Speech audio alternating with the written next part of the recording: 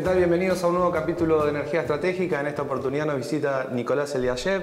Él es abogado y socio a cargo del Departamento de Energía y Derecho Administrativo del estudio Tabarone, Rovelli, Salim y Miani. Muchas gracias, Nicolás, por venir y por participar de este ciclo. Gracias, Tom, por invitarme.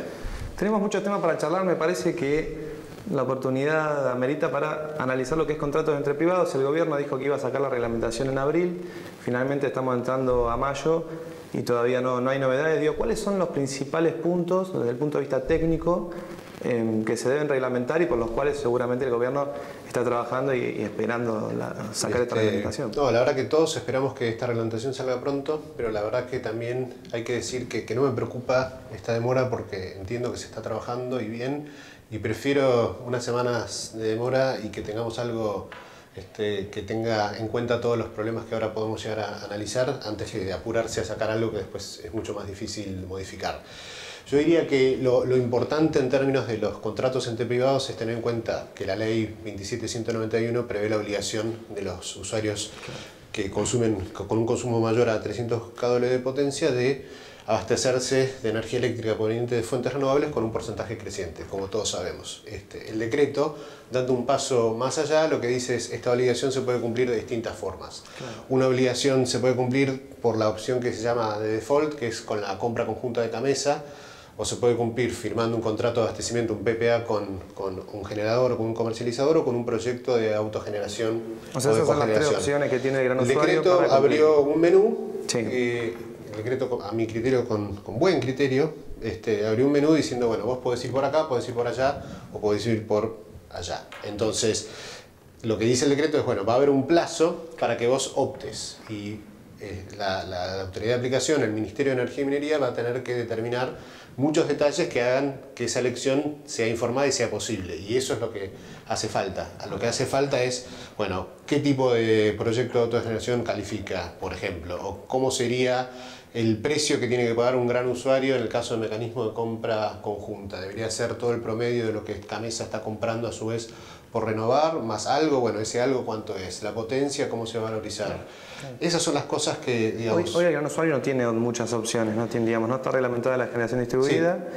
Tampoco contratos entre privados, a ver, y tampoco se sabe bien cómo sería la compra conjunta CAMESA, o sea que toda la normativa que se espera reglamentar, por lo menos tiene que ver con... La normativa es muy importante para saber, para que esa opción exista y podamos saber si vamos para Rosario o para Mar del Plata o para Bariloche. ¿Y eso qué significa? Significa conocer básicamente algunas señales de precio, ¿no? ¿Cuánto me cuesta quedarme con CAMESA? ¿Cuánto tiempo me tengo que quedar con CAMESA si me quedo? ¿Puedo cambiar de idea el año que viene o no? ¿O tengo que esperar 5 años? Ese tipo de cosas creo que está pensando el regulador y lo está pensando con detalle para ver, bueno, ¿qué hacemos? O sea, señales económicas sería un tema y después cuestiones regulatorias jurídicas de, bueno, yo tengo un proyecto de autogeneración, ¿qué tiene que cumplir ese proyecto? Claro. Yo esperaríamos que, bueno, que no se invente demasiado, en tanto que, bueno, un proyecto de autogeneración ya tiene ciertas estipulaciones que hace años existen, pero que claramente deben ser adaptadas a algo nuevo, que es la autogeneración renovable. Por ejemplo, para el caso de los PPAs es muy importante el entorno de precio. Si yo sé que CAMESA me cuesta X, bueno, entonces puede o no hacer sentido ir con un PPA. Ese X que costaría CAMESA, digo, ¿cuál debería ser el precio? ¿O qué es lo que espera el mercado? ¿Qué es lo que te llega de quizás quienes te consultan, quienes te piden asesoramiento? Digamos, ¿qué se sabe del precio, digamos, que pondría CAMESA en la compra conjunta?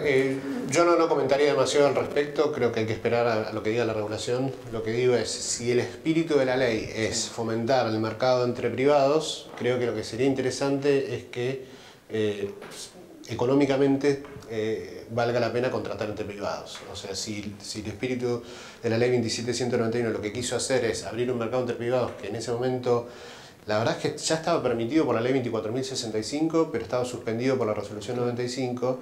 Bueno, claramente si vos tenés las leyes 24.065 y 27.191 juntas, claramente el espíritu es que el gran usuario pueda contratar con el privado y que el generador pueda contratar con el privado, o sea que haya un mercado entre privados. Entonces, creo que lo interesante sería ver regulaciones que favorezcan esa posibilidad o que por lo menos no eleven barreras a que ese mercado y esa eficiencia que pueda surgir en la discusión entre un generador, comercializador y gran usuario vaya para adelante. Y es más, el día de mañana se extienda a sujetos que hoy no están previstos que sean contratantes o off-takers, como pueden ser los distribuidores. Siempre se decía, ¿no? O cuando charlas con los grandes usuarios te dicen, va a ser complicado que empresas grandes, no, mejor dicho, no tanto las empresas grandes, pero sí que empresas que tienen una demanda de potencia de más de 300 kilowatts, se lancen a contratos a 10, 15 o 20 años para contratar energía renovable. ¿Cómo lo ves vos? ¿Qué es lo que se está viendo respecto de las consultas quizás de grandes usuarios que ya están viendo esta obligación de tener el 8% y que en algún momento la van a tener que cumplir si quieren evitar las multas que se supone que llegarían? Bueno, las multas también es otro tema que también quería entrar, terminar de perfilarse, ¿no? Sí. Por eso creo que es muy importante esta resolución que está en ciernes del Ministerio, y por eso también está perfecto que se tomen el tiempo necesario para poder sacar una resolución que sea muy precisa, claro, porque va a tener, digamos, incentivos, va a tener penalidades, va a tener un montón de cosas que van a regular el mercado a largo plazo. ¿Es importante la multa? ¿Determina o no que...? Yo creo que la multa por ahí estaba prevista, por ahí al principio, o sea, no nos olvidemos que esta ley empezó a discutirse mucho tiempo antes, donde por ahí la idea de que las renovables en sí mismas podrían ser competitivas en términos de precios, sin subsidios y sin esquemas diferenciadores, no era técnicamente viable. Ahora el mundo cambió, el precio del megavatio solar, fotovoltaico y eólico está bajando exponencialmente, digamos, y eso permite que hoy por ahí no tengas que tener tanto el bastón de la multa y que valga la zanahoria del precio o de algún otro atractivo que pueda tener las energías renovables. De todas maneras está en la ley, está previsto y deberá cumplirse, deberá reglamentarse en forma tal que se cumpla, evitando, digamos, situaciones de penalizaciones a conductas de cumplimiento imposible. O sea, que creo que en el decreto eso está adecuadamente tratado. Ahora, yendo al tema del plazo, sí, la verdad es que si las empresas se van a interesar. A ver, uno piensa que el plazo es un problema argentino, ¿no? Porque nosotros siempre estamos muy en el corto plazo, por motivos históricos variados.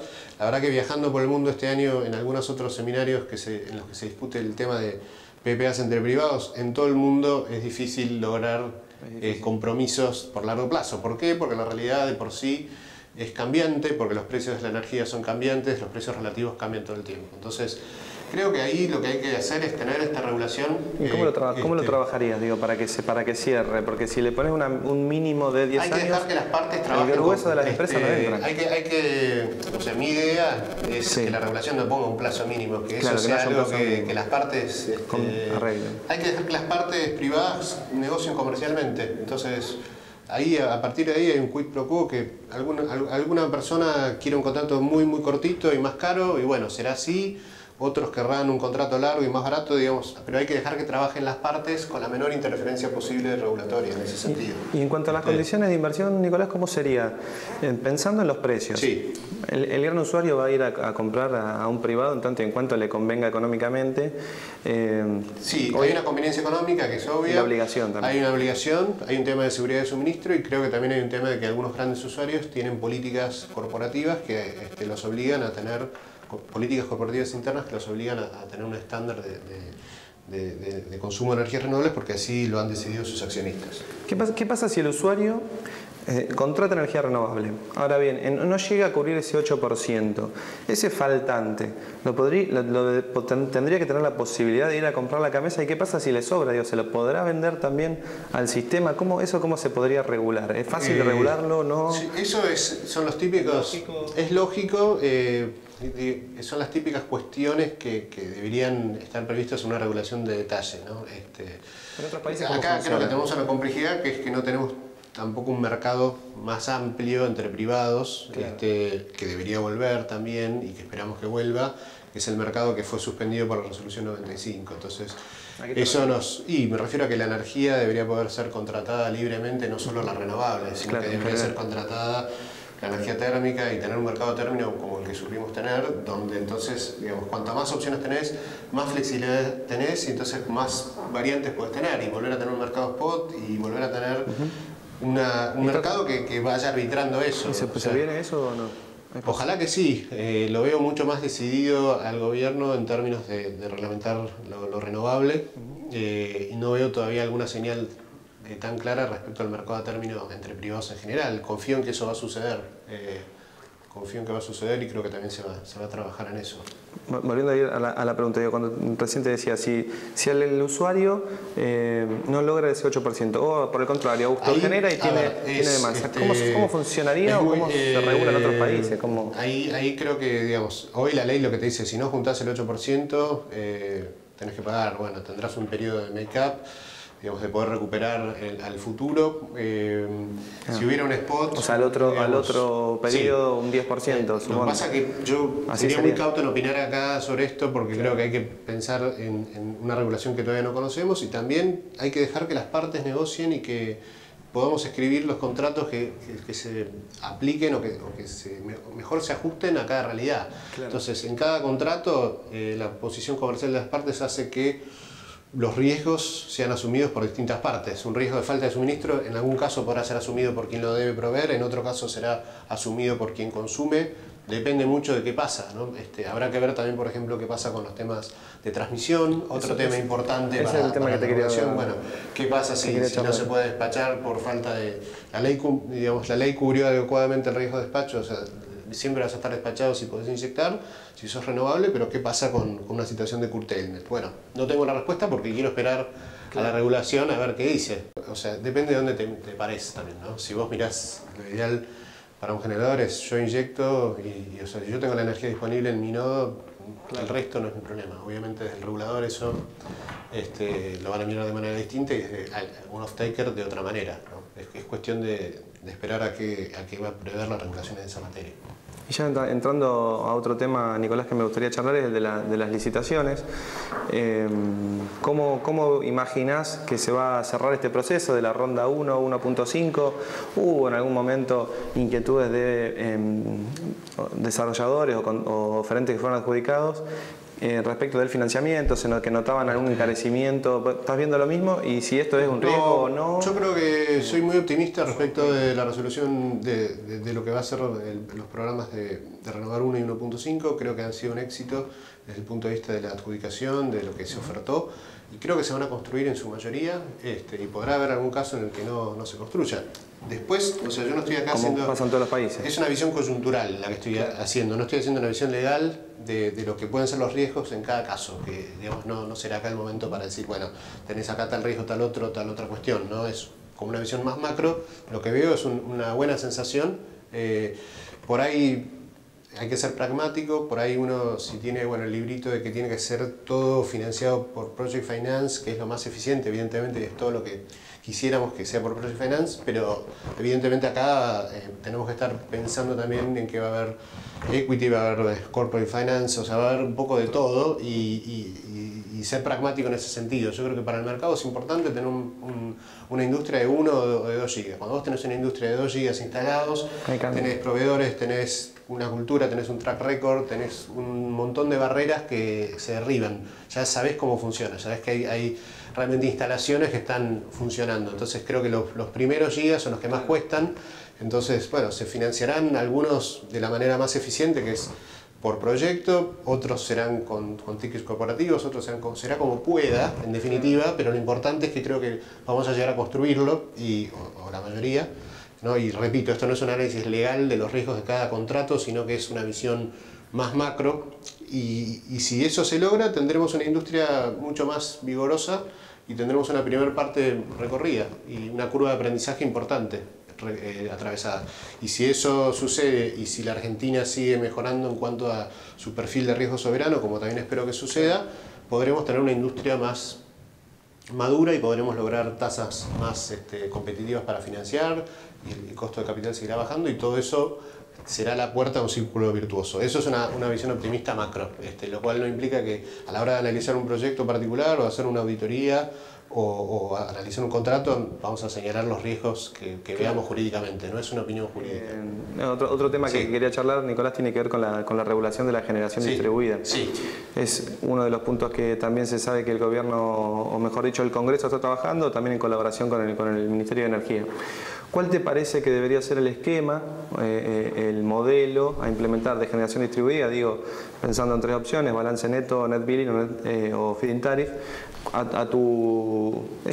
Quizá entrando a un plano de opinión, ¿no? No, la verdad es que no tengo una opinión formada sobre el tema. Yo diría que... En el contexto del mercado argentino. Creo que lo importante es algo que funcione. Y con esto no quiero decir una obviedad. Quiero decir algo que tenga la menor cantidad de problemas interjurisdiccionales posibles. O sea, que no tenga una situación... ¿Te preocupa así que haya problemas con las provincias? No que sean las provincias las problemáticas, sino que lo que necesitamos es un sistema coherente, claro, que sea homologable en todos lados y que no genere costos de transacción adicionales. Entonces, cualquier sistema que sea homogéneo, que sea coherente, que esté coordinado, va a ser positivo. Creo que evidentemente hay una interfase provincial, porque cada red de distribución tiene pautas distintas y vos de alguna manera te estás metiendo en esa red de distribución y esa potestad debería ser del regulador de la red de distribución que corresponda en cada caso.